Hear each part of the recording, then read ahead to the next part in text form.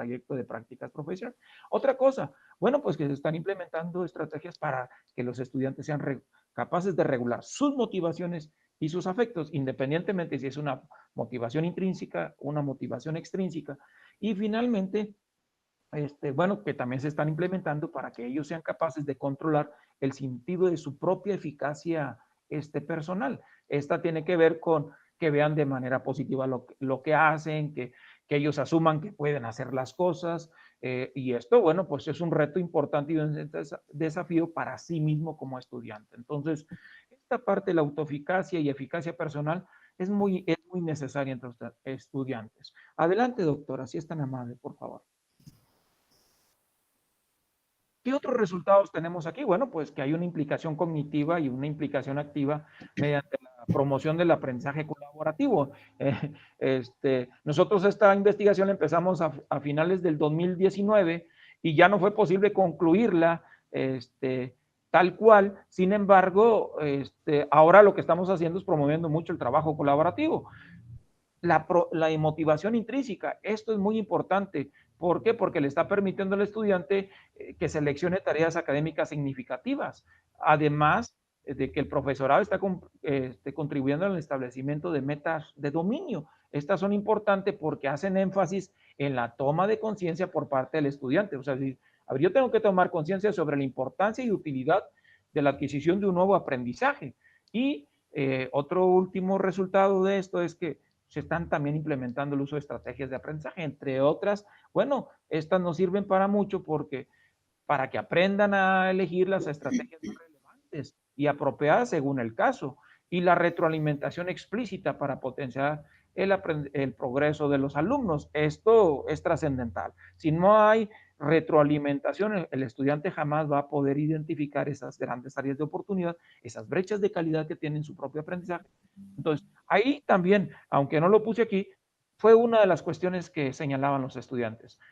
Adelante, doctora, para concluir mi comentario. Entonces, decían, ¿saben qué nos está faltando? Que el profesor sistematice. Siempre haya continuidad en la retroalimentación. Fue algo que nos señalaron los estudiantes. Y bueno, a grandes rasgos, pues vemos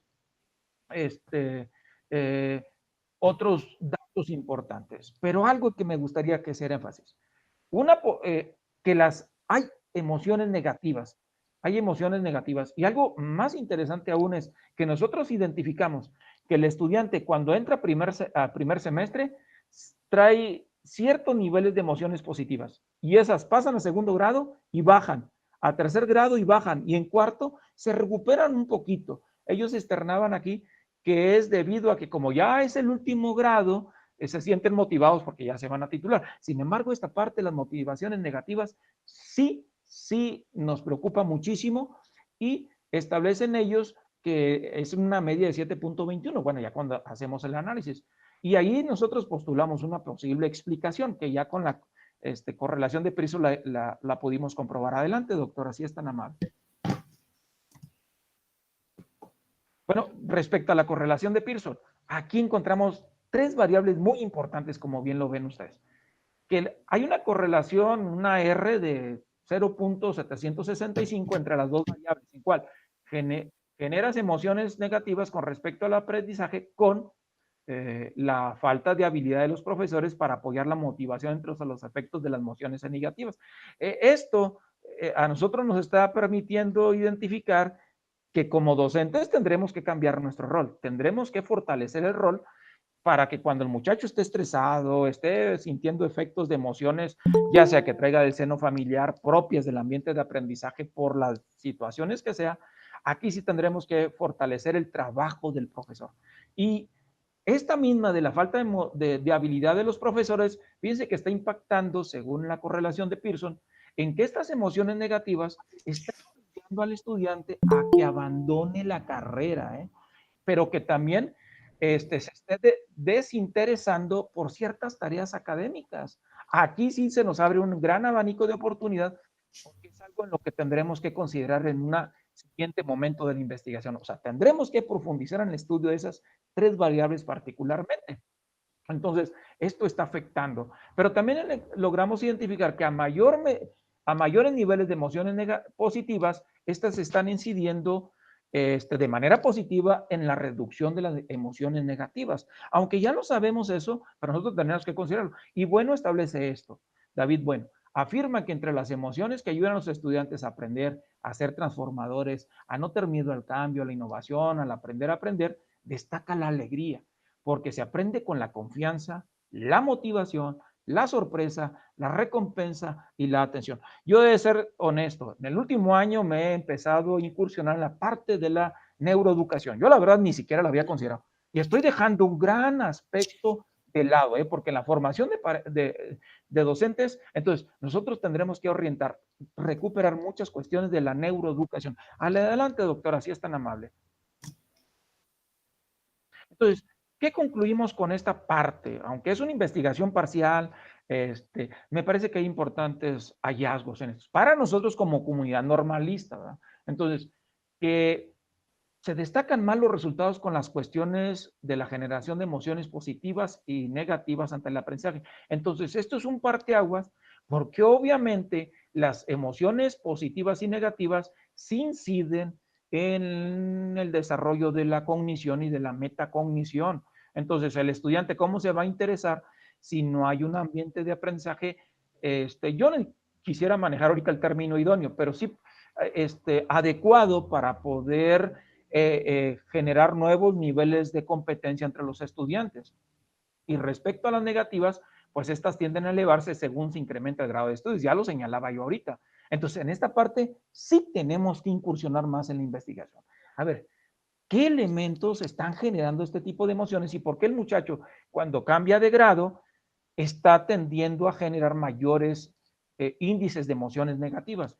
Y finalmente, bueno, pues que así lo reconocemos nosotros, que se está haciendo mucho énfasis en el desarrollo de diversos tipos de conocimiento. Uno, por ejemplo, el conocimiento de uno mismo como aprendiz, el conocimiento de las tareas académicas, el conocimiento de estrategias para adquirir, integrar y aplicar un nuevo aprendizaje, además de conocimiento acerca del contenido y conocimiento sobre el contexto de aprendizaje. Sí, qué bueno que se está haciendo esto. Sin embargo, estamos descuidando un componente importante, la gestión de las emociones en los ambientes para favorecer, para destacar, hacer énfasis en el propio aprendizaje, en el desarrollo de competencias y sin duda en los niveles de cognición y metacognición que son sumamente importantes. Entonces, yo venía preparado para los 15 minutos, disculpa, la había practicado, para eso estaba un poquito acelerado, pero bueno, gracias, o sea, porque esto a lo mejor nos va a permitir en el siguiente momento. Agradecemos su atención.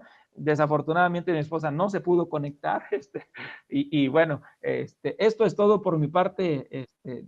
Reitero el agradecimiento por su atención. Muchísimas gracias, muchísimas gracias. Bien, por ahí me dicen que en YouTube no pueden escuchar, entonces ahorita mismo pongo en moderadores, si me permiten un segundo.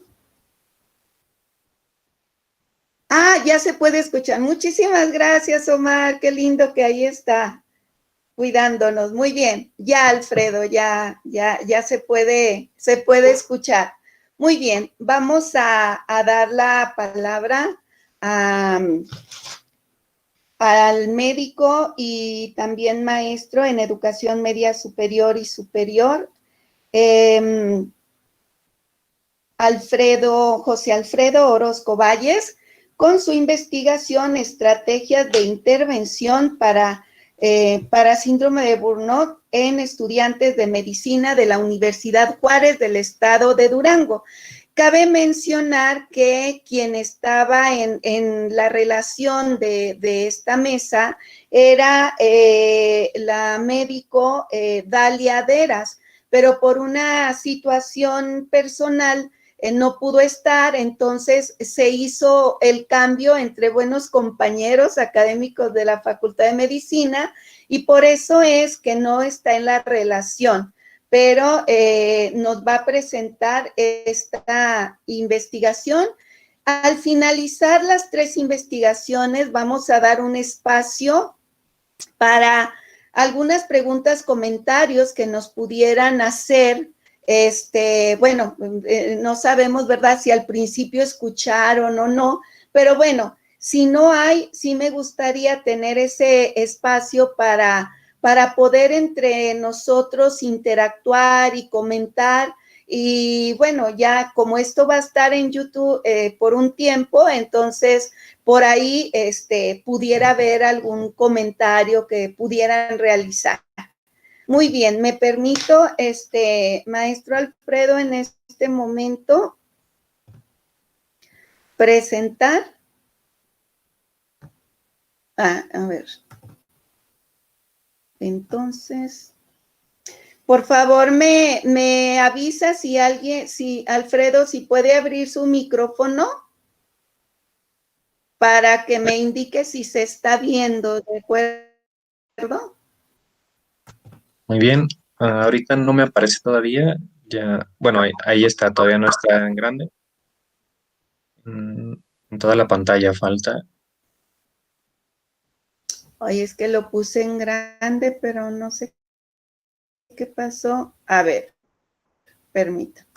Voy a dar presentar. ¿Ahí ya se ve? Es que le doy en grande y le doy a ampliar y como que a ver, me voy a ir acá en presentación con diapositivas. ¿Ya se ve, Alfredo? Sí, ya se ve. Me comentan que volvió a aparecer que el canal no existe, doctora.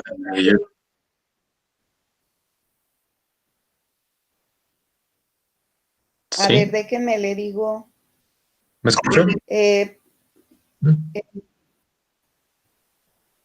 Vuelven a comentar que el canal no está. Bueno, ahorita ya lo arregla. Muy bien, Alfredo. Aquí está, usted me va indicando. Adelante. Muy bien, entonces la siguiente, por favor. Bueno, este estudio se realizó, es de estrategias de intervención para síndrome de burnout en alumnos o estudiantes de medicina de la Universidad Juárez del estado de Durango en el campus Durango. Pero pues tenemos que repasar un poquito lo del síndrome de burnout, que este es un fenómeno psicosocial que su descripción inició en la década de los 70. Inicialmente describía ciertas actitudes que tomaban trabajadores de la salud hacia actividades de su labor cotidiana. Posteriormente se fue adaptando el término para los ámbitos laborales o ocupacionales. Mm, Hay muchas definiciones. Múltiples autores han participado porque depende del contexto y la autoridad que le esté dando el investigador para síndrome de burnout, pero independientemente del autor, se ha encontrado que la mayoría de las definiciones concuerda en ciertas características, como que predominan los síntomas disfóricos. Los síntomas disfóricos son todas aquello que tiene que ver, como comentaba el maestro Francisco, de emociones negativas, alteraciones en el estado de ánimo, la motivación, la autopercepción, que afecta la productividad, o sea, que la persona va a tener una disminución en su efectividad y desempeño laboral o ocupacional, y que se da en personas previamente sanas, o sea, que antes de que empiecen a mostrar estos síntomas, ellos no estaban diagnosticados con depresión o con trastornos del estado de ánimo, no tomaban medicamento, tenían algo ya establecido, diagnosticado. Siguiente, por favor. Una característica que tiene es de que actualmente se dice que es más frecuente en aquellas personas cuyo objeto de trabajo son otras personas. Por ejemplo, en el área de la salud pueden ser los médicos, trabajadores sociales, psicólogos, enfermería, y dentro de, pues es un poco más frecuente en los médicos, así como las tasas de suicidio, pues también las tasas de burnout, y sobre todo ahorita con la pandemia, pues está muy marcado en el área de la medicina. Pero a pesar de esto, no tiene que ser obligatoriamente laboral, porque el tipo de síntomas que se presentan pueden describirse en otras personas que no estén laborando específicamente, pero que su actividad tiene que ver con la relación con otras personas, o que aunque no sea así, tienen esta sintomatología y se puede describir. Entonces se ha estudiado también en alumnos de pregrado o de posgrado. En el caso de los alumnos de pregrado, tiene predominio en aquellos que están haciendo su internado médico, o sea, que es el año posterior a salir de la facultad, o que están haciendo el servicio social, y también hay literatura que lo describe en otros alumnos, pero es un poco menos frecuente en los de pregrado. Generalmente es en médicos ya egresados o que están en su internado o servicio, como les comentaba.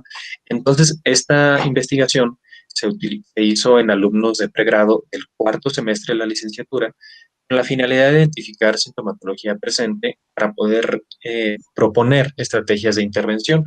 Como decía el maestro Francisco, hay mucha evidencia de que las emociones y estos aspectos sentimentales de motivación tienen mucho que ver con el aprendizaje y tiene una explicación fisiológica, de acuerdo al sistema límbico y a los sistemas de la recompensa y del castigo. Entonces es muy importante tratar de intervenir en estos factores, no solamente en cuanto a ver el desarrollo temático de una unidad, de una unidad de aprendizaje, sino tomar en cuenta estos otros factores que intervienen en el aprendizaje. La siguiente, por favor. Para el contexto, pues como les comentaba, se utilizaron alumnos de cuarto semestre de la licenciatura de Medicina en la Facultad de Medicina y Nutrición de la Universidad Juárez del Estado de Durango. Este, este plan actual de la licenciatura en Medicina consta de 14 semestres. Son 10 semestres en la licenciatura, posteriormente se hace un año de internado de pregrado en un hospital de segundo o tercer nivel, y que ese sería el semestre 11 y 12, y luego se hace otro año de servicio social que correspondería a los semestres 13 y 14. Entonces, en realidad, son 7 años para poder terminar la licenciatura y actualmente cuenta con un total de 6.876 horas académicas, alrededor de 370 créditos ATCA. La siguiente, por favor. ¿Por qué elegí alumnos de cuarto semestre? Se, se eligió a los alumnos de cuarto semestre porque se ha observado que los índices de reprobación son muy elevados, al igual como los de deserción en este semestre. Así como en el primero, que es cuando apenas están conociendo y a lo mejor se les hace muy difícil o muy diferente a lo que estaban acostumbrados en preparatoria, en cuarto semestre la la carga horaria que tienen es muy extensa. Y no solamente eso, sino como que se percibe por parte de los alumnos e incluso de nosotros los maestros que es un semestre muy difícil y muy pesado, porque tienen materias que es la primera vez en la que tienen contacto con pacientes reales, que es cuando van a ver las bases fisiológicas de peores patologías, donde ven las bases farmacológicas, donde ven anestesiología, cirugía, genética, que son materias, pues en realidad de un contenido temático amplio y para muchos muy complicado, y todas están en el mismo semestre. Además, los horarios están prácticamente todos los grupos de las 7 de la mañana a las 7 de la noche, si bien les va. Ahora con la pandemia, incluso he visto algunos alumnos que están en clases hasta las 8 o 9 de la noche por la facilidad de que sea virtual, y sí tienen una carga muy, muy pesada. Entonces, como les comentaba, las definiciones hay múltiples autores y depende del contexto y del investigador cómo utiliza el síndrome de burnout. Pero en el 2009, Maslach, Leiter y Schaufeli hicieron una revisión del tema y concordaron que a pesar de las distintas definiciones, casi todas van a estar similares en 5 aspectos. La siguiente, por favor, doctora. Estos 5 aspectos van a ser, eh, primero, que predominan los síntomas disfóricos, que dentro de los síntomas disfóricos se encuentra el agotamiento emocional. Esto quiere decir que va a ser un síndrome que tiene que ver con emociones o percepciones negativas. El siguiente punto en que concuerdan casi todas es de que el acento está en los síntomas mentales y conductuales, que no es tanto físico, sino más mental o más psíquico. La tercera es de que es un fenómeno relacionado con el trabajo, que es laboral u ocupacional. El cuarto es de que es una alteración psicosocial, pero no necesariamente una enfermedad. Se entiende como síndrome, pero actualmente no se dice que es una enfermedad en sí, una patología así muy definida. Y finalmente, que afecta la productividad. que esta persona en su trabajo, en su estudio, en su ambiente, va a tener una disminución de su efectividad y de su productividad debido a esas actitudes negativas y las conductas que adopta la persona ante esta sintomatología. La siguiente, por favor.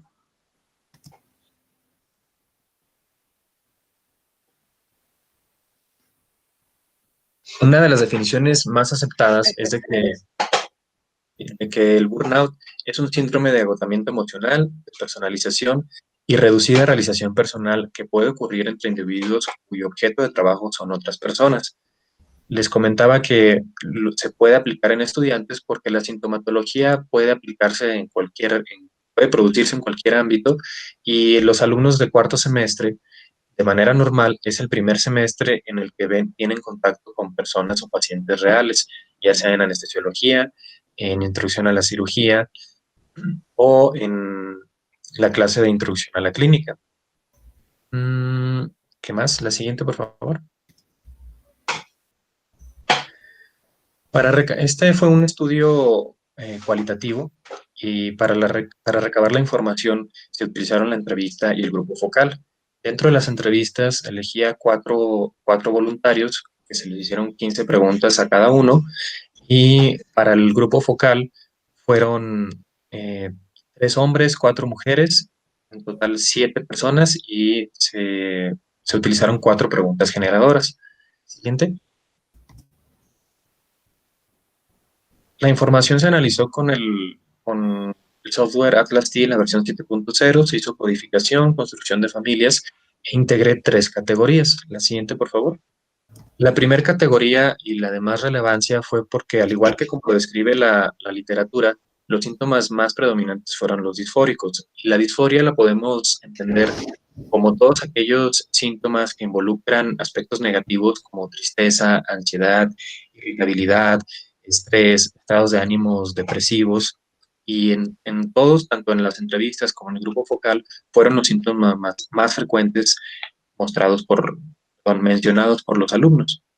Siguiente.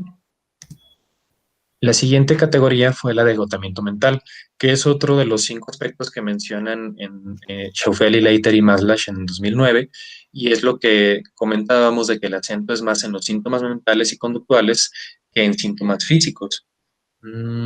La tercera categoría, perdón, en agotamiento mental, algo importante es de que todas estas alteraciones en cuanto de el agotamiento mental, el percibir que ya no pueden más, que ya no están aprendiendo, que están saturados de información, mm, son aspectos que hasta cierto grado son controlables por el alumno mismo o por la persona que sufre los síntomas.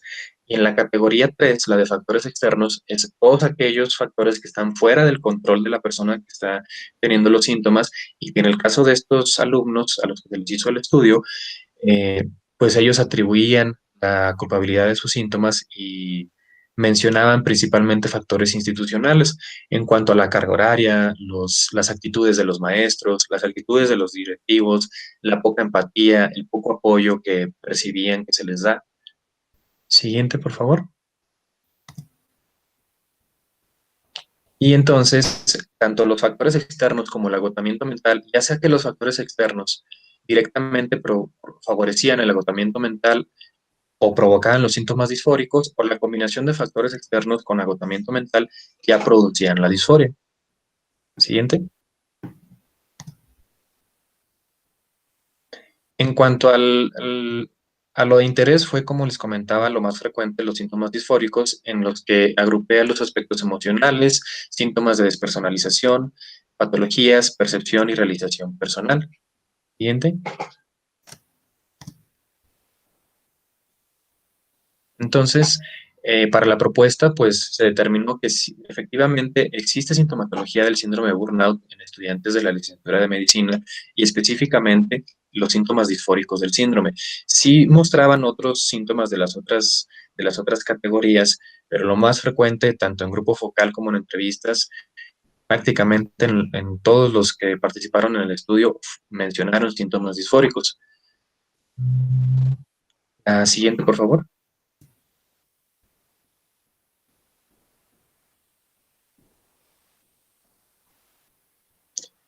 Entonces, como objetivo de estas propuestas eran, pues, tratar de disminuir la presencia de la sintomatología disfórica que presentan los alumnos cuarto semestre de la licenciatura de Medicina en la Facultad de Medicina y Nutrición. Obviamente, la propuesta es de que se pudiera aplicar en todos los alumnos, pero es un poco más frecuente la sintomatología en los de cuarto semestre, son los que más muestran de síndrome de burnout. Y como estrategia general, yo propuse 11 sesiones, 3 de 1 hora de duración y el resto de 2 horas. Cada sesión contaba con estrategias diseñadas para mejorar la inteligencia emocional e intervenir en algunos de los otros síntomas disfóricos. Alguien una vez me comentaba que las estrategias estaban más relacionadas con la inteligencia emocional. Pues sí, precisamente porque los síntomas disfóricos tienen que ver con estas emociones y aspectos negativos. Entonces, si es lo que más se describe en la literatura y lo que más presentan los alumnos, pues es donde tendríamos que intervenir. Siguiente, por favor.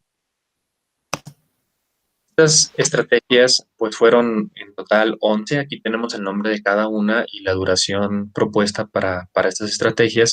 Y si observan, pues prácticamente todas las familias relacionadas, de acuerdo a las categorías que se crearon, tienen que ver con aspectos emocionales. Casi todos estaban tristes, enojados, irritables, se peleaban con su familia, se peleaban con su pareja, se peleaban con todo el mundo, sentían que ya no podían estudiar, que no eran lo suficientemente buenos, que mejor se iban a salir, que ya no querían continuar, que todos están en contra de ellos, que los maestros los quieren reprobar, que los maestros no los apoyan, no los motivan.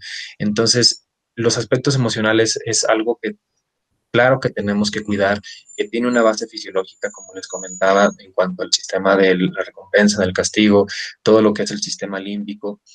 Eh, y entonces, mi propuesta era, obviamente necesitaríamos apoyo de la institución, pero hay una clase que se llama actividades de formación integral, donde les ponen a los alumnos que hagan una actividad física, una académica, una social, etcétera. Pero muchas veces los alumnos, por la misma sintomatología que traen, lo ven como una pérdida de tiempo, en que que en vez de ayudarles, les hace que pierdan tiempo de estudiar para otras materias y que van a reprobar por estar haciendo eso en vez de estar estudiando. Entonces, la propuesta es que en conjunto con el Departamento de Psicopedagogía y Formación Integral se trataran de realizar alguna de estas actividades o de estas estrategias en dichos alumnos. Es importante mencionar también que esta de formación integral está prácticamente en todos los semestres de la licenciatura, pues es la propuesta hasta ahorita. ¿Qué más? Y pues obviamente hay otras que tienen que ver con otros aspectos, como la realización personal o la percepción, porque a pesar de que puede ser que la familia y los amigos sí los apoyen y sí los entiendan, ellos no lo perciben así. Ellos sienten que nadie los entiende, que nadie los apoya y que nadie los quiere ayudar y que al contrario, que los quieren perjudicar y quieren que reprueben. Lamentablemente sí hay algunos aspectos que están fuera de su control, como lo de los horarios, la carga horaria o las actitudes de ciertos maestros que pues actualmente ahorita, tanto en posgrado como en pregrado, pues sí se da en el ámbito de la medicina, que hay muchos maestros que pues sí los humillan, los insultan, les dicen que no saben nada y que deberían a lo mejor cambiarse de carrera, etcétera, y que todavía tienen esta idea de la enseñanza del pasado, de que tienes que regañar, tienes que castigar, tienes que obligar a que estudien. Y pues lo único que hacen es estresarlos más y favorecer esta sintomatología. Sería todo, doctora. ¿La que sigue? Y ya.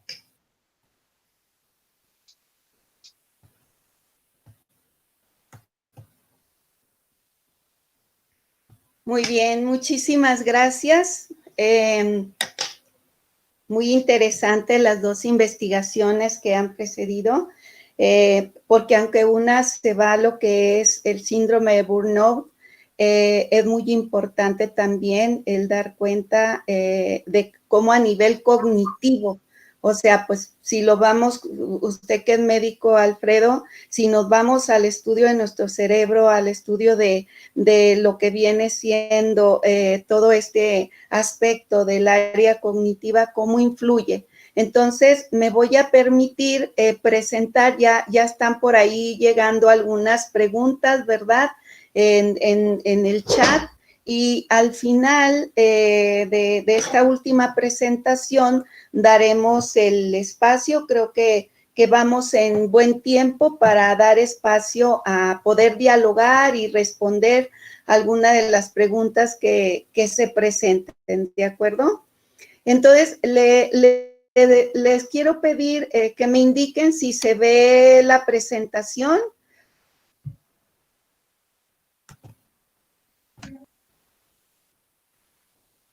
Ya se está viendo. ¿Sí se ve? Sí. Ok, voy a ampliarla.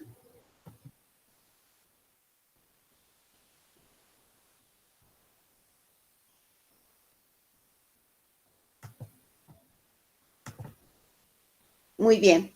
Bueno, lo que quiero presentarles en esta mañana que me dan la gran oportunidad es una estrategia innovadora que se diseñó con estudiantes de posgrado, a la cual le denominé la construcción del conocimiento, un acompañamiento estratégico en estudiantes de posgrado.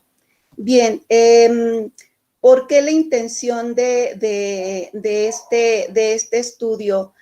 Bueno, como académica de la Universidad Pedagógica de Durango, del Instituto Universitario Anglo-Español, de otros espacios que me dan la oportunidad, me he dado cuenta a lo largo de la experiencia que existe una gran dificultad en los estudiantes de posgrado, que su gran mayoría son profesores en servicio, presentan una gran dificultad para poder acceder a contenidos complejos, a lecturas en textos científicos, a poder establecer relaciones, comparaciones, hacer análisis y demás.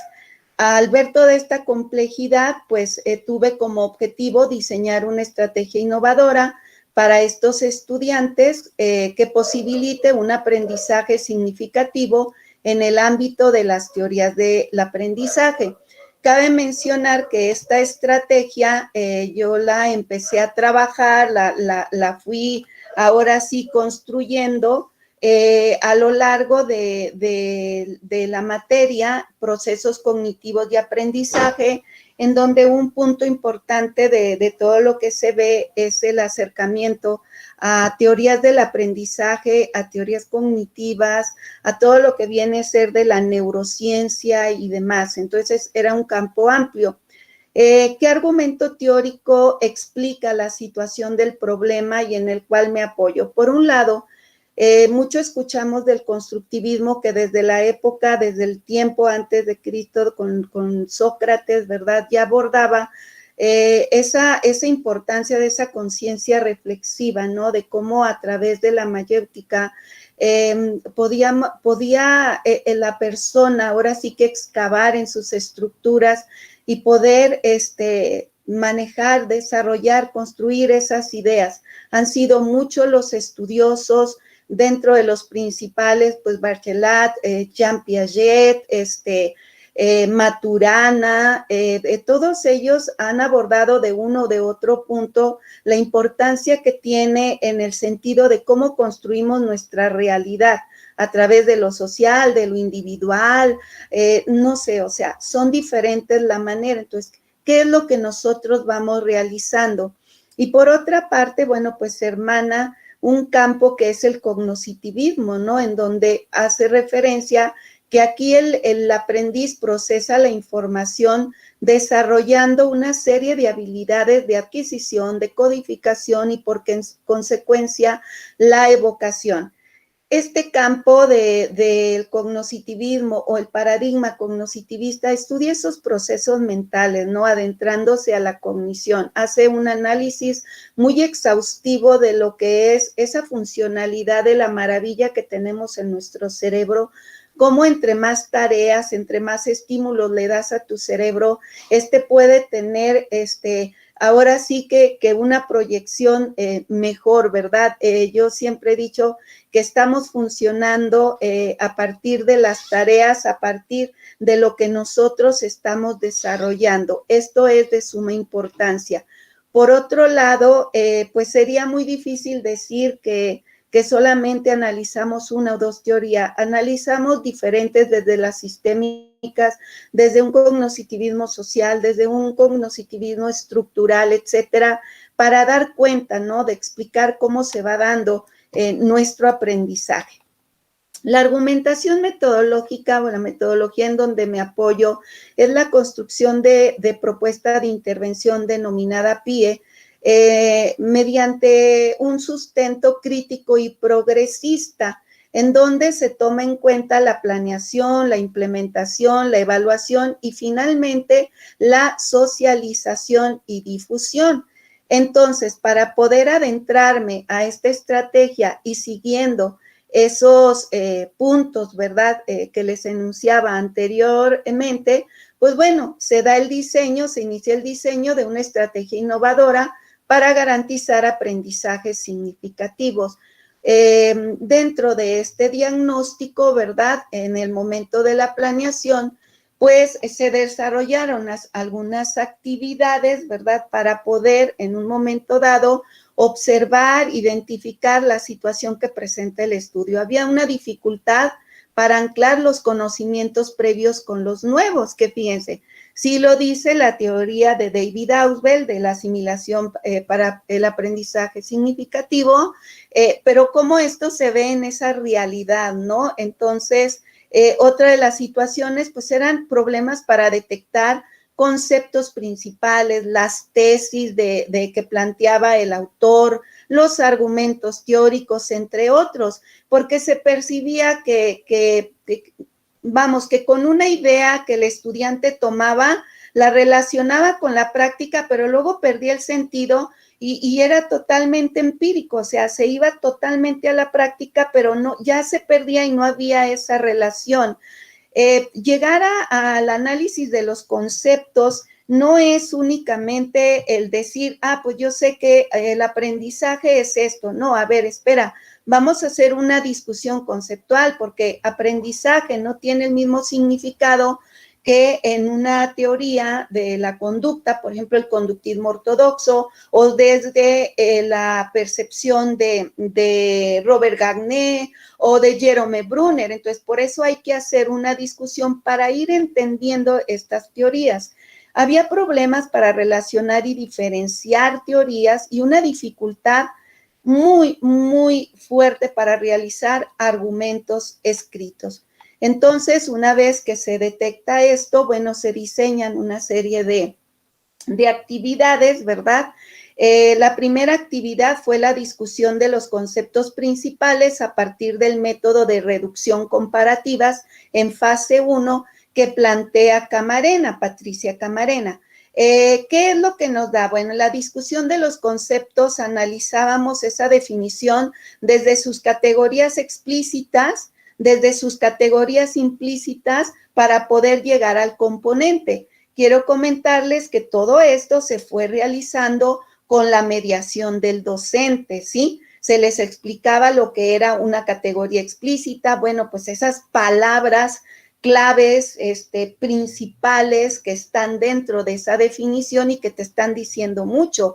Ahora lo implícito, bueno, cuál es la intención de esa definición, qué infieres, etcétera, para poder llegar al componente de ese autor. Se discutían varios para llegar a diferentes componentes y establecer diferencias y semejanzas. La segunda actividad, análisis del estado del conocimiento dentro del campo de la cognición a partir de categorías, fue la siguiente. Bueno, sin ser una materia de metodología, se pidió la revisión del estado del conocimiento en el campo de la cognición, ver qué investigaciones, con qué variables se estaba estudiando la cognición, qué métodos eran utilizados. Pero aquí lo importante era que ellos pudieran analizar e identificar esos argumentos teóricos, ¿verdad?, que marcaba o bien la explicación, el marco teórico, o bien el tejido de la teoría que hacía el investigador cualitativo, ¿no? Quiénes eran los sujetos de investigación, y finalizábamos con una con una discusión de los mismos, hacíamos una tabla y luego los discutíamos. La tercera actividad fue estrategia ASOT. Es una estrategia que analiza, es un análisis subjetivo de organización textual. Y esto, bueno, pues ya fue exprofeso, ¿verdad? Esta estrategia que se diseñó. En bueno, es el método de reducción comparativa, no me voy a detener mucho, es como lo hacíamos, ahí está un ejemplo, ¿verdad? Por ejemplo, Figueroa menciona que la cognición es la capacidad de algunos seres vivos de obtener información de su entorno, etcétera. Se extraen las categorías explícitas y luego las categorías implícitas es la intención. Bueno, pues aquí hay un análisis desde el procesamiento de información. Y aquí cada una de ellas hasta obtener los componentes. Este es el cuadro que utilizábamos en el estado del conocimiento, que para muchos debe ser conocido porque lo realizan cuando están en su investigación. Aquí era más que nada precisamente para ver la argumentación teórica. Y esta es la estrategia de asimilación semántica de organización textual. El primer nivel es el de adquisición, ¿no? O sea, ¿cómo, dice Robert Gagné, cómo vamos a adquirir la información? Esta adquisición se da a partir de la atención, que es una antesala. Los estímulos, todo viene del exterior, ¿no? Entonces, hay un campo sensorial que nos va a ayudar a ir adquiriendo esta información, pero para luego llevarla a un procesamiento a través de nuestra memoria a corto plazo, nuestra memoria operativa, etcétera, para buscar la manera de que llegue a una memoria a largo plazo. Entonces, aquí hay, vamos, niveles de análisis, porque cuando el estudiante está haciendo una lectura de un artículo, de un capítulo, de un texto, necesita identificar las palabras principales, las oraciones por cada una de las palabras y una oración general que integre la esencia de cada uno de los conceptos que va sacando o de las palabras principales. El segundo nivel de codificación es un poco más complejo. Ahí ya se pide al estudiante, con esa tarea que tú le das, que identifique las tres ideas principales, que identifique los valores subyacentes y las creencias, ¿verdad?, de quien escribe. Y en la etapa 3 es un nivel, digamos, más interpretativo en cuanto a la identificación de juicios valorativos, ejemplos de la vida cotidiana, argumentar en contra, a favor del mismo. Entonces, es un ejercicio que les involucra bastante cada uno de lo que van realizando. ¿A qué conclusiones se llegan? Bueno, la participación de los estudiantes mostró que se llegó al objetivo planteado, ya que se observó pues que realmente hubo un trabajo colaborativo en todas las actividades compartidas, pero lo más importante fue que para poder construir el significado del estudiante debe ser capaz de organizar las ideas y de expresarlas lingüísticamente mediante el campo de diversos medios, como pues presentaciones orales, en donde sus discursos van a proyectar su conocimiento y la generalización a diferentes campos. Aparte de las producciones que elaboraron los estudiantes, pues quedaron plasmadas en el siguiente libro, que se denominó Estrategias para el Aprendizaje, una visión cognitivista. Y este libro, ¿verdad? Cada capítulo contiene finalmente una estrategia que fue el producto final que diseñaron los estudiantes, una estrategia que era el de diseñar, valga la redundancia, una estrategia, pero a partir de una teoría del aprendizaje.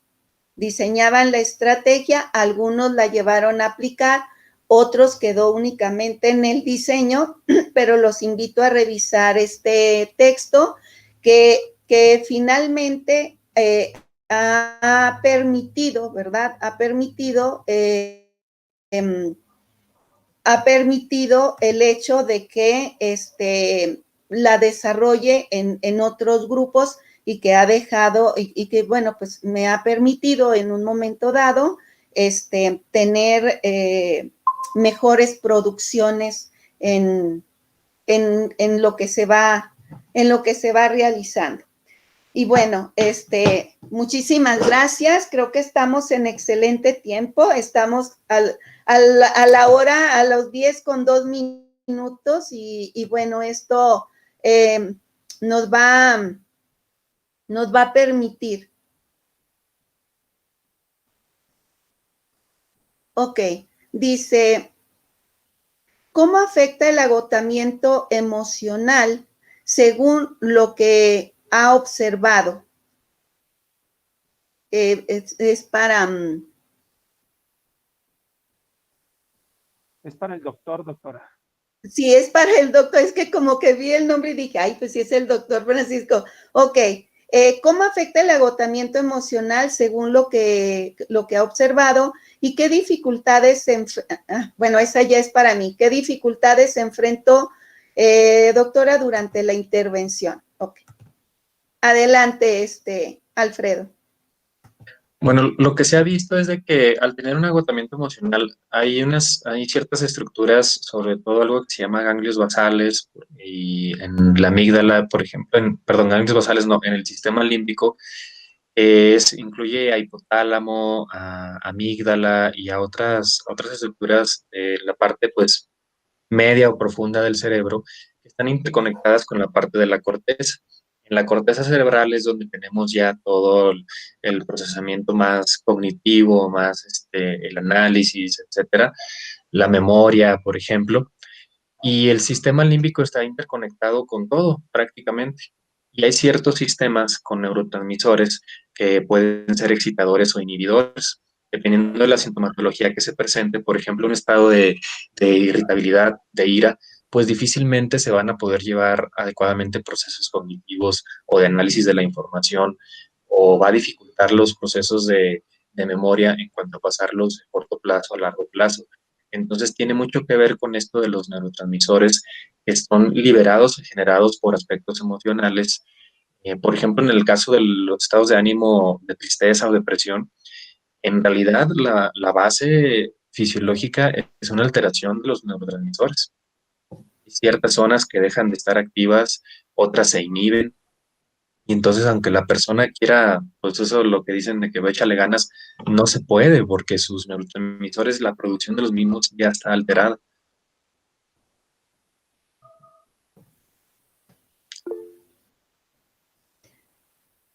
Muy bien, muchísimas gracias. Bueno, atendiendo a la pregunta, yo creo que podemos tener los micrófonos ya abiertos, si no hay mucha interferencia en el lugar donde están, para que esto se haga en un momento dado, vamos, socializarlo, ¿verdad? Y ya cuando algunos compañeros lo puedan ver en YouTube y demás, ¿verdad? Porque se va a quedar ahí, pues escuchen a lo mejor la discusión, los comentarios que tenemos. Fíjese que no es tanto que haya presentado dificultades en el desarrollo de la estrategia. Creo que la fui yo ubicando, cada actividad, la fui ubicando en mi planeación. Ese diseño de estrategia la fui ubicando. Entonces lo fuimos trabajando. Sí les comenté yo a los compañeros de que a partir del diagnóstico que se había realizado, lo que yo había encontrado, y ellos dijeron que sí, que en realidad sí, ¿verdad? Que ellos reconocían de que aún de que eran profesores en servicio, pues como que el hábito de la lectura no lo tenían, dice. Entonces llegamos a un posgrado y son lecturas complejas, lecturas de textos científicos, lecturas de temáticas que a lo mejor habíamos por ahí tenido algún pequeño acercamiento y de pronto, pues ahora sí analiza. Y creo que el profundizar en una lectura o llegar a la comprensión es básicamente el poder entender lo que te está diciendo el autor o lo que te dice la teoría. Entonces, cada una de las actividades las fuimos realizando en las sesiones grupales, yo con ellos, ¿verdad?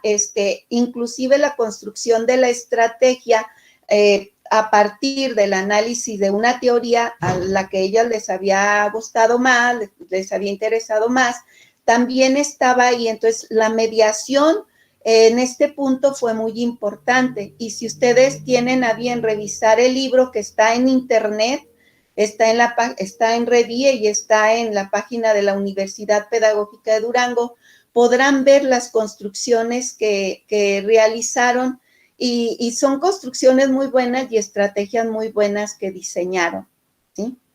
Y bueno, dando respuesta a esto, yo quisiera preguntarle, maestro, sí, con mucho gusto, ahorita le doy el nombre. Mire, algo que preocupa mucho, viendo, por ejemplo, lo que presenté yo, maestro Francisco, y de lo que presenta usted, mi pregunta sería, usted como docente de una escuela normal, ¿considera que es una dinámica en la academia en posibilitarles, en ayudarles a los estudiantes a utilizar estrategias de aprendizaje, estrategias metacognitivas para poder autorregular su aprendizaje o poder procesar la información?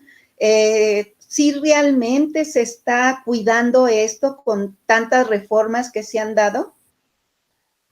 A mí me parece que hay dos aristas aquí importantes, dos dimensiones importantes que hay que considerar.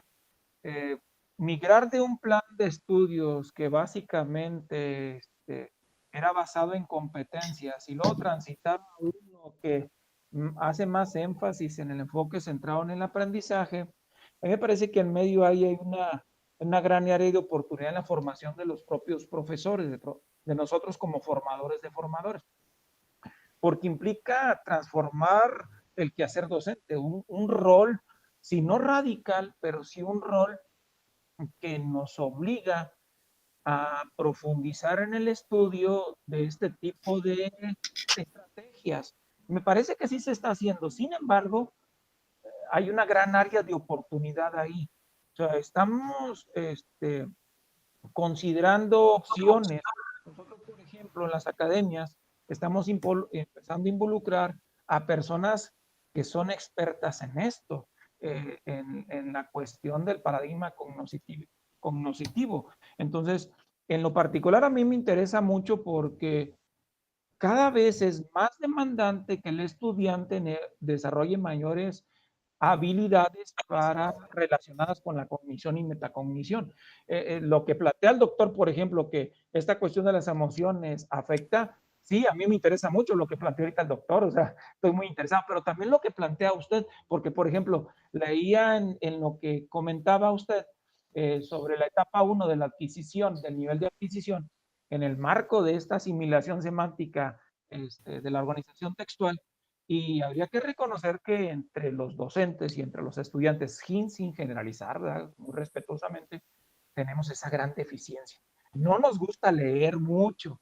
Y luego, si es lectura digital, estamos muy cansados, muy agotados intelectualmente. Entonces, pero también hay que reconocer que necesitamos fomentar la lectura, pero una lectura crítica, una lectura que obligue a la reflexión, porque de lo contrario yo no voy a pasar a ese nivel. Sí, a lo mejor, no recuerdo quién de los dos, me parece que usted decía, sí, lo leo, a ver, pero de ahí a aprender ese texto, a aprender a enseñar lo que viene como contenido de esos textos, esas teorías, esas propuestas, realizar esa transposición didáctica, me parece que sí necesitamos fortalecer primero la formación de nosotros en el marco de las estrategias para desarrollar las habilidades cognitivas y metacognitivas, y después hacer nosotros mismos esa transposición didáctica. Ahora sí, aprender a enseñar esas.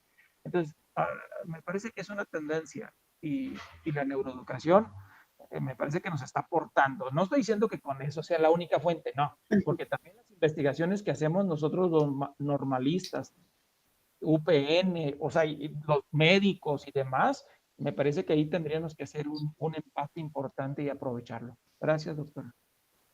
Muy bien. Doctor Alfredo, ¿desea comentar? Sí, quería hacerle una pregunta al maestro Francisco también. Adelante. Respecto a lo que mencionaba también en su plática, que hablaba también de emociones, de autorregulación, pero mencionaba también lo de la motivación. Una pregunta que es muy frecuente o comentarios que hacen también, por ejemplo, acá los alumnos de medicina, es de que siempre dicen, es que no nos motivan, que no nos puede motivar más o que necesitan algo así. Yo, honestamente, yo en ocasiones les he dicho, bueno, tu motivación principal tiene que ver con la razón por la que tú quieres ser médico, ¿verdad? Pero nosotros como docentes, ¿qué podríamos ofrecerles? Porque, por ejemplo, para la autorregulación podemos a lo mejor poner estrategias. Para las emociones también, en cuanto a la metacognición, el aprender a aprender, el aprendizaje significativo. Pero en cuanto a la motivación, ¿qué podríamos ofrecerles o decirles, mira, entonces hay que hacerle así o hay que hacerle acá? Te voy a responder. Me parece que lo primero, ¿verdad? No sé qué tan de acuerdo estén conmigo, es que tengo que predicar con el ejemplo. Y no siempre predicamos con el ejemplo. No siempre llegamos al ambiente de aprendizaje motivados, interesados, y entre comillas pongo apasionados, ¿verdad? Para no hacer una mala interpretación de este concepto, apasionados por lo que estamos haciendo. Entonces, yo creo que lo primero que tenemos que hacer es eso. Y insisto, documentarnos. A ver, hay demasiados recursos que, que se comparten a través de diferentes medios sobre qué tipo de estrategias. Y una de las estrategias que yo diría es, no empieces la clase sin antes preguntar cómo se sienten, no profundizar en eso, sino para también saber cómo están esas condiciones ambientales para favorecer el aprendizaje, porque si no, generamos ciertas condiciones iniciales durante la clase, la verdad es que el muchacho no va a estar interesado. No recuerdo que este, eh, psicólogo establece, dice, jamás le pides a un niño que preste atención a la clase. No. ¿Por qué? Porque no lo va a hacer. Tampoco le pides a un estudiante en este caso. No, más bien busca las maneras de que generes esas condiciones para que te presten atención. Y obviamente si están atentos porque están motivados. Me parece que tenemos que considerar el equilibrio entre lo académico y lo emocional. Yo diría, a ver, tengo mis conocimientos previos, el fin son el desarrollo de estas competencias, pero en medio está la parte socioemocional. Entonces, sí tenemos que documentarnos, ir buscando maneras a partir de lo que ya sabemos o de lo que no sabemos, empezarlo a documentar y hacer lo propio. Y, insisto en predicar con el ejemplo. Gracias. Bien, yo creo que unas situaciones que prevalecen en la actualidad y más por la situación que vivimos, ¿no? Con este confinamiento sanitario que nos ha tenido ahora sí que recluidos muchísimos meses. Y la persona en sí no está preparado a esto, o sea, nuestra naturaleza no es esto, ¿verdad? Somos seres sociales, somos seres que necesitamos del otro para poder desarrollar nuestras emociones y demás. A mí me gustaría preguntarle al maestro Alfredo, vemos nosotros que el burnout, inclusive aquí lo tengo, el burnout es como que yo lo percibo como un extremo mucho más fuerte que un estrés, ¿no? O sea, el burnout ya es la total desmotivación y demás. Y se habla de esas emociones negativas que usted mencionaba que estaba pues marcado con la pandemia.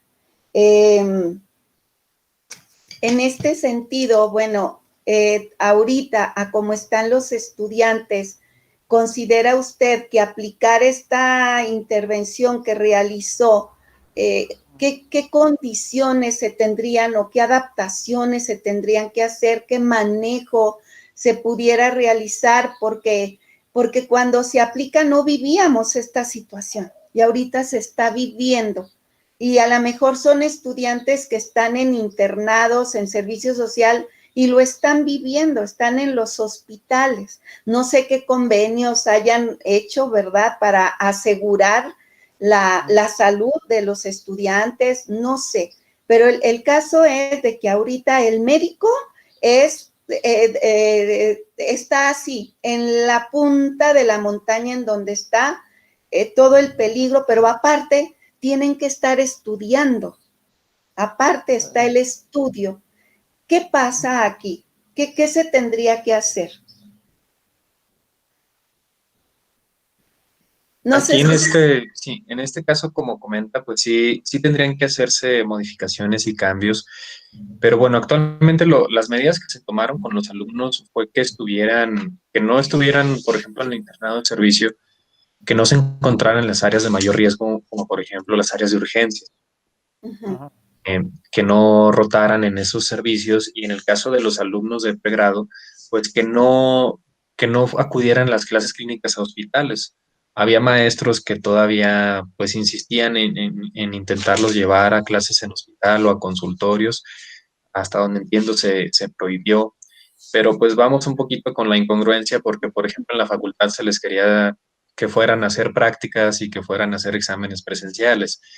Entonces, las adecuaciones tendrían que ser, creo que sería similar a lo que se está ofreciendo a los médicos ya que están directamente trabajando en los hospitales, como por ejemplo un acompañamiento psicológico con líneas de ayuda o pues, sesiones incluso virtuales con las que pueden pues, expresar su estrés o tratar de manifestar su angustia, su ansiedad, su temor, porque pues actualmente lo principal es el miedo, la ansiedad y ese temor que tiene uno de contagiarse o de contagiar a la familia. Estas actividades que yo había puesto en la propuesta tenían que ver mucho con inteligencia emocional, con tratar de identificar o mejorar algo de lo que se presentaba, como de que sepas que a lo mejor no te has dado cuenta, pero que en verdad estás muy irritable, te enojas mucho con todos, que, que estás teniendo problemas con tu familia y con amigos. Entonces, tratar de identificar esa sintomatología que presentas y tratar de mejorarla o intervenirla. Incluso en una de las estrategias que yo ponía era pues unas de liberar el estrés, como el gritarle a una almohada, a lo mejor romper burbujas o pegarle a algo, no sé, para tratar de liberar ese enojo, etcétera. Pues sí creo que lo más adecuado es un acompañamiento ya más profesional por parte de un psicólogo, principalmente, que sí se les dé esa opción de que tengan a alguien a quien hablarles para que a lo mejor si no tienen la confianza con un amigo o les da pena platicarlo con su familia, que haya alguien que los acompañe durante el proceso, que los pueda Muy bien. escuchar, entender. Muchísimas gracias. Bueno, no sé si haya algún otro comentario, maestra Rebeca, maestro Francisco, maestro Alfredo, creo que pues fue poquitos, pero muy sustancioso. Sí, Hola, maestra buenos Rebeca. días. ¿Cómo están? Hola. Buenos días a todos, ¿cómo están? Yo ahorita que los escuchaba acerca del burnout, acerca de los muchachos, de cómo motivarlos y todo, precisamente ahorita en la universidad estamos realizando una investigación acerca del impacto que ha tenido el confinamiento en los muchachos, de cómo ellos han estado, y los invito por si están interesados en el tema, los invito a participar, lo estamos empezando a realizar, de cómo ellos se han visto afectados, porque yo algo que puntualizo es no nada más el paciente enfermo, buscando fuentes y demás, de cómo lo están manejando. A mí me llamaba la atención de que ellos lo manejan en el sentido de que nada más están atendiendo al enfermo, del impacto del enfermo, pero no tanto al confinamiento de todo lo que llevan los muchachos, de estar encerrados, de la ansiedad. Y platicaba con el psicólogo acerca de, ahorita él ha bajado la parte de los suicidios. Yo le digo, pues sí, le digo, de alguna manera hemos visto la parte de la contención, ¿sí? pero el nivel de estrés de los muchachos ha aumentado, y ha aumentado en el sentido porque incluso hay algunos que la misma casa, el mismo ambiente familiar, la dinámica familiar les está generando esa ansiedad o esos conflictos familiares que había, y que ahorita el estar conviviendo ellos por esta situación los hace un poquito más latentes. Entonces, ¿cómo se puede trabajar con ellos? Es ahí la razón de nuestra investigación. ¿Cómo podemos trabajar con ellos para poderlos ayudar, fortalecer su resiliencia? Y además, nosotros como instituciones, ¿cómo podemos hacer campañas, algún tipo de pláticas, de dinámicas virtuales o a medida que esto nos lo esté permitiendo? ¿Para qué? Pues para que ellos de alguna manera vean la parte del acompañamiento, vean la parte de la atención que se les puede dar, y vean de que se puede, vamos, esto todo tiene, yo siempre digo, ¿no? Todo tiene un principio y un fin. A lo mejor esto, la incertidumbre de que no sabemos hasta cuándo, nos mantiene un poquito más ansiosos, por llamarlo de alguna manera. Entonces, es para mí, ahorita que los escuché, dije, ay, qué interesante, porque de alguna manera veo que todos los docentes estamos involucrados e interesados en nuestros alumnos. Ahorita que el doctor Alfredo decía, es que cómo los puedo motivar y cómo podemos trabajar con ellos, yo dije, todos estamos en lo mismo, todos estamos preocupados en esa salud de los muchachos y en poderlos ayudar, cada uno de universidades hermanas, ¿no? Decimos, pues sí, estamos realmente en lo mismo y queremos ayudar. Al fin de cuentas, nuestra vocación y el amor que tenemos. Tuve la oportunidad de que la doctora Lolita nos dio una clase de maestría, y yo dije, o sea, ella sigue con el mismo compromiso y cariño hacia la docencia de toda la vida. Entonces, sí, mi reconocimiento y felicitaciones. Entonces, veo como toda esta parte de cómo nos involucramos, ¿no? Entonces, muchas gracias, muchas felicidades. Sus aportaciones para mí han sido muy enriquecedoras por esta parte de la investigación que estamos desarrollando ahorita. Y yo con gusto, si alguien dice, pues nos interesa, adelante, estamos gustosos de trabajar junto con ustedes. Francisco.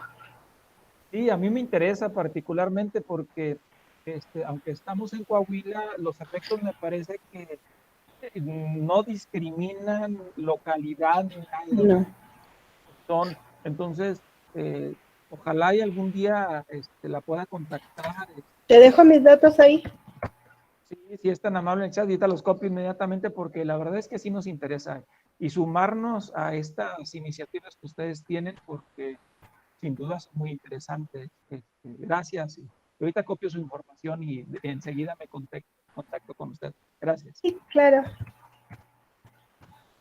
Muchas gracias, maestra Rebeca, y yo también, si me invitan, yo también, me Yo parece también. muy interesante. Ya ve, ya tiene a 3.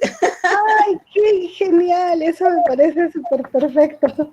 Sí, les digo, Sí. estamos ya aplicando un instrumento de cómo evaluar los niveles de estrés. Por ahí se le agregaron algunas preguntas más en las que consideramos importantes de si alguno había perdido su trabajo, porque eso también, hace poco, en un cuatrimestre pasado, una alumna me contactó, me dice, maestra, ¿tengo yo que hacerme responsable de mi familia?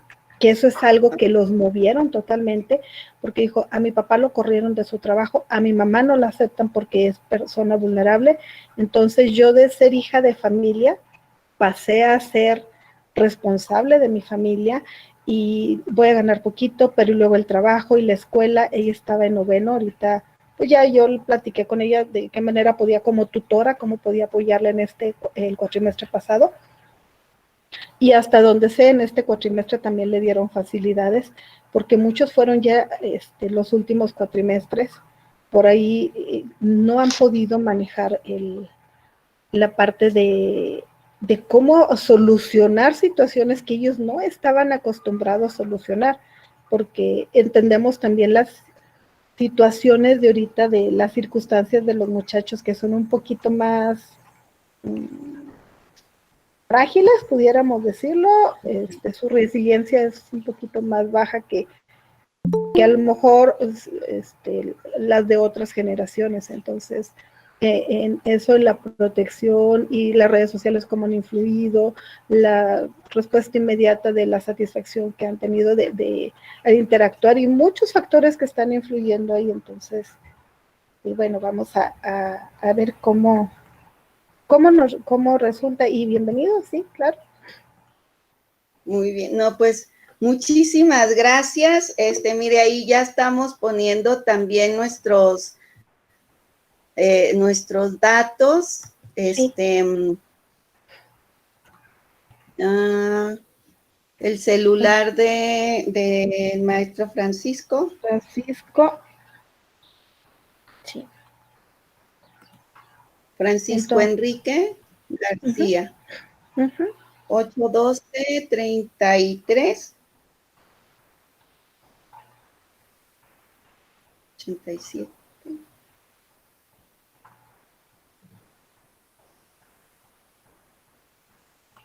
Ok. Muy bien. No, pues, muy agradecida por esta mañana de trabajo. Ojalá, ¿verdad?, que sí se haya podido abrir por lo menos a partir de la mitad, ¿verdad?, el YouTube y todo. Me dice el doctor Omar que sí, y esto lo importante es que va a permanecer el canal en YouTube para que ustedes también inviten y yo también, todos invitar para que lo vean después, porque esto va a enriquecer mucho. Les agradezco infinitamente, fue un gusto tener el contacto con ustedes. Bueno, Alfredo, a Rebeca, pues ya tenía el gran gusto de conocerlo y de veras que para mí es una gran satisfacción ver que, pues que no se cansan y que aquí siguen, y que yo creo que ahorita los jóvenes tienen mucho que hacer. Yo siempre he dicho que sería una gran inmadurez de las personas ya adultas maduras, ¿verdad? Como yo, no reconocer las ganas, no reconocer el entusiasmo, la formación, la preparación que tienen los jóvenes, y que uno debe incentivarlos, más que decir, ay, ahí viene competencia. No, es decir, qué bueno, porque creo que esto y estos espacios es lo que necesitamos. Que tengan ustedes un muy buen día. Yo les haré llegar, maestro Enrique, le haré llegar de inmediato su constancia. Ya la tengo, entonces ahorita 2 minutos y la va a tener ya en su correo. En el caso de Alfredo, quien modera la mesa donde estaba, ella le va a mandar a su correo, y yo se la voy a mandar a Dalia, porque la que yo tengo es la de Dalia. Muchísimas gracias, y bueno, pues sigamos con estas actividades. Gracias, maestra Rebeca, por todo, por sus palabras. Que estén muy bien. Gracias. Gracias, hasta luego, buen día. Adiós. Nos vemos, hasta luego.